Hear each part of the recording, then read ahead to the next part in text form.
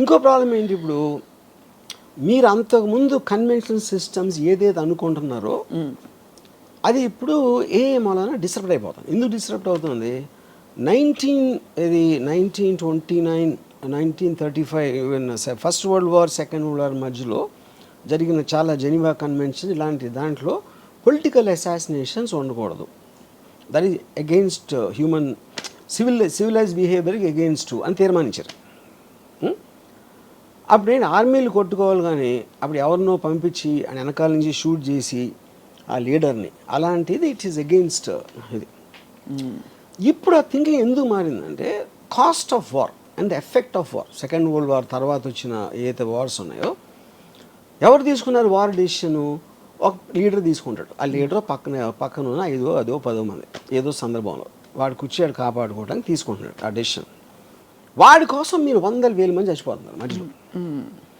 And the cost of war, cost of life and the time and everything.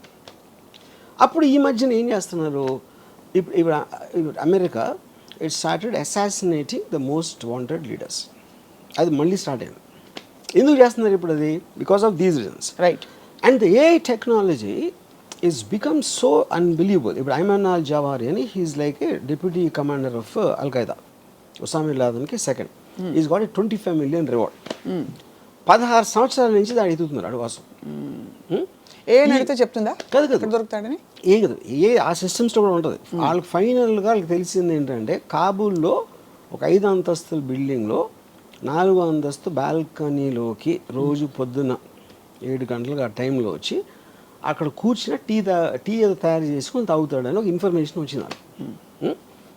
So వాళ్ళు ఏం చేశారు, ఒక predator drone unmanned దాన్ని పంపించి కాబూల్కి ఒక 1 mile డిస్టెన్స్ నుంచి they deployed a missile called R9X.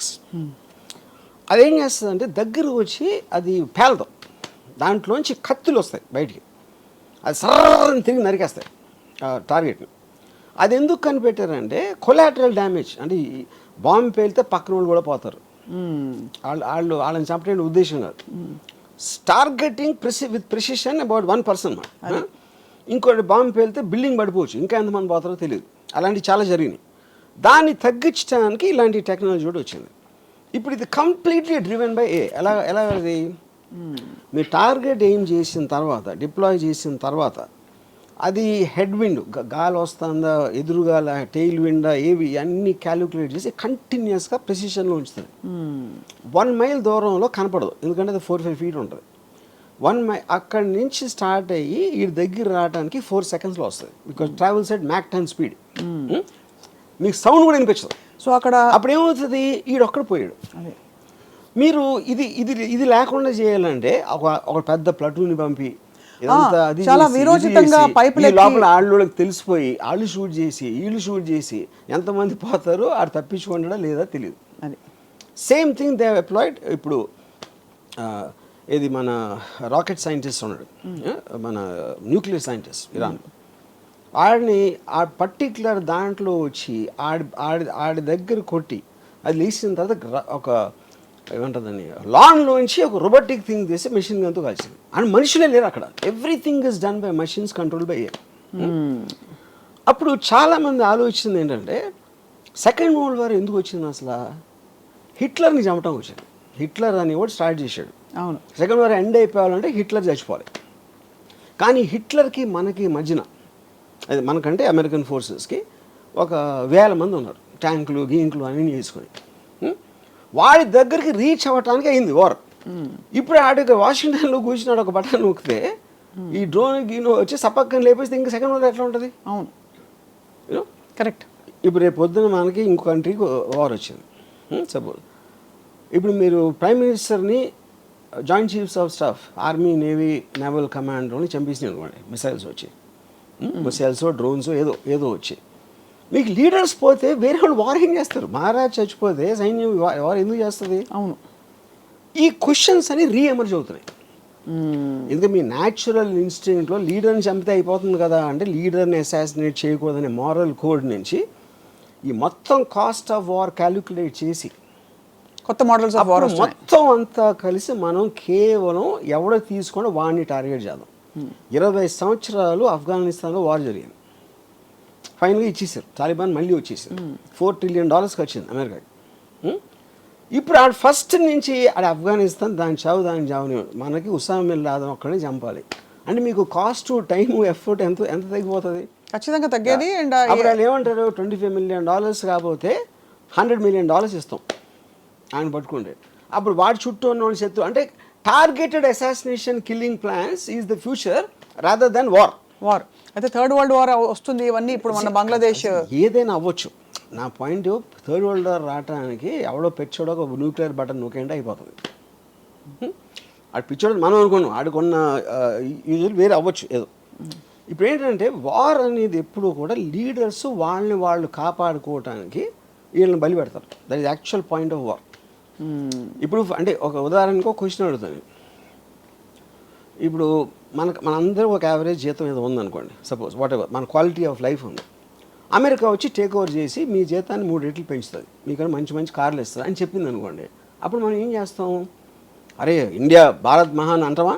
I'm not sure about that. ఎందుకంటే మనం చాలామంది గంతులు వేసుకుంటూ వెళ్తాం కదా అమెరికాకి. అమెరికాకి ఇక్కడ రాకుండా ఉండి అమెరికా ఇస్ బెటర్ అని మీరు అమెరికా పాలనలో మీరు ఉన్నప్పుడు ఇక్కడ అమెరికా పాలన ఉంటే మీకు ప్రాబ్లం ఏంటి? అది కేవలం మన ఈగో అని మన ప్రోగ్రామ్ చేసిన విషయం యూనో. సో అప్పుడు దాన్ని బట్టి ఉన్న తీరులో నేను చెప్తున్నాను ఇప్పుడు. సో బేసిక్గా ఎవడైతే పైన ఉన్నాడో వాడిని కాపాడుకోవడానికి వార్ వస్తుంది. అది నా ఫండమెంటల్ థింగ్. ఏఐ వస్తే ఇప్పుడు పాకిస్తాన్ ఇండియాకి వస్తే సప్న రాము వాళ్ళు తీసుకోలేదు కదా డిసిషన్. అది మన పక్కింటి వాళ్ళు తీసుకో, ఎదురింటి వాళ్ళు తీసుకో, మనకి తెలిసి ఎవరు తీసుకున్నారు? ఢిల్లీలో ఉన్న 10 మంది తీసుకున్నారు. అవును, మన దేశాన్ని తీసుకెళ్ళిపోతున్నారని మనలో ఒక ఇది చేసి. కానీ ఆ దేశం బెటర్ అవుతే అప్పుడు ఎందుకు వార్ చేస్తారు మీరు? మీరు ఎవరితో ఫైట్ చేసినా మీ దగ్గర ఉన్నది ఏదో పోతుందేమో అనే భయంతో చేస్తారు. లేకపోతే అవతలని ఆక్రమించేసుకుని మనం దొబ్బేద్దాం అని దాంతో చూస్తారు. ఈ రెండే ఉంటాయి. కాన్ఫ్లిక్ట్ అనేది అక్కడే ఉండేది.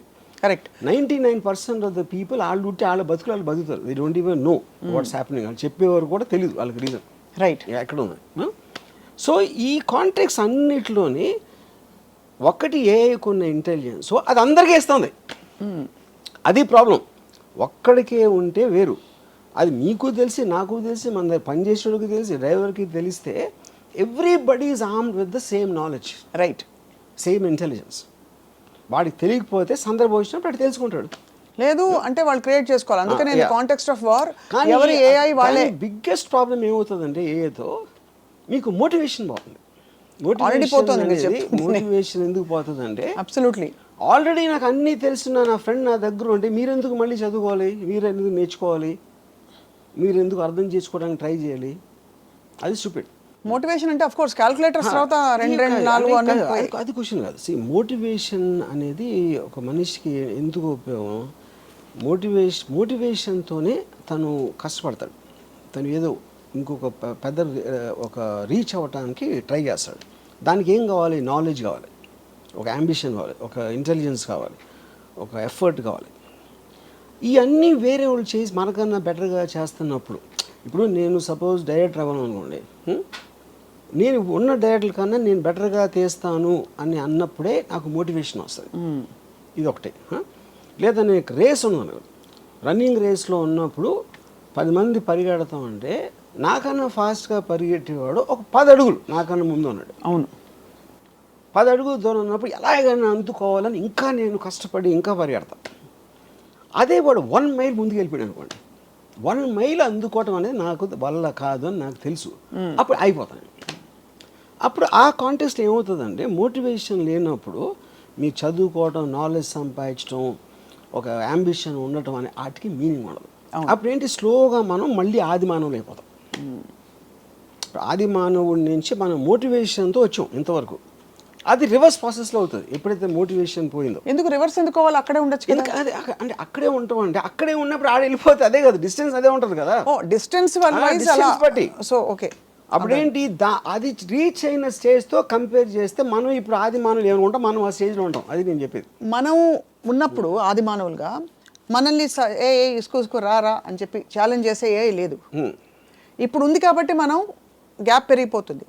అప్పుడు ఏమీ లేదు కదా. అప్పుడు పాయింట్ ఆఫ్ రెఫరెన్స్ ఏఐకి మనం ఇర్రిలవెంట్, మనం ఉన్నా లేకపోయినా అది సెన్షెంట్ అయినప్పుడు వీ బికమ్ ఇర్రిలవెంట్. మనకి ఏ sir irrelevant. Correct. But I'm saying for us to evolve from real ఆదిమానవ time what was our motivation?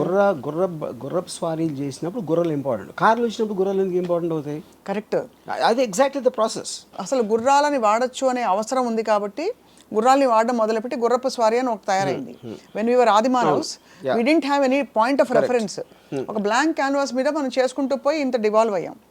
ఇప్పుడు ఏంటి, మనకు పాయింట్ ఆఫ్ రెఫరెన్స్ మనం తరుముతున్న ఒక కాలం ఉంది కాల్డ్ ఏఐ. సో దాని రెఫరెన్స్ పట్టించుకోవట్లేదు. అదే దట్స్ ఎ డిఫరెన్స్ అంటున్నా. యా, బట్ మనం తరం పడుతున్నాం because we want to catch up atleast as a desperation. తరం పడతాం, మనం వెనక పడుతున్నాం. తరం పట్ల అది వెనకాల వస్తూ ఉంటే తరం పట్టం. అది మిమ్మల్ని పట్టించుకోవడం ముందుకు వెళ్ళిపోతే మనం అప్పుడు వెనక పట్టం. Point noted sir. My whole point is అప్పుడు అబ్సల్యూట్ ఎవల్యూషన్, ఇప్పుడు relative. Everything is relative, any time is relative. ఇప్పుడు గుర్ర స్వారీ ఎందుకు వచ్చింది? ఆడికి ఐడియా వచ్చింది, అరే మనం ఒకటి నడుస్తున్నాం, దాన్ని ఏదో చేసి దాన్ని జానబెట్టు ఏదో చేసి దానికి ట్రైనింగ్ ఇచ్చి గుర్రం ఎక్కితే మనం నడవాల్సిన అవసరం ఉండదు, ఫాస్ట్గా వెళ్ళొచ్చు. That is what the motivation of understanding. But that was a natural need. Everything is natural need including a. ఇప్పుడు ఏ కూడా మనం ఇంతవరకు తీసుకోవచ్చు, ఇప్పుడు మన పెరిగి దాటి వెళ్ళిపోయింది అది. Correct. That is a point.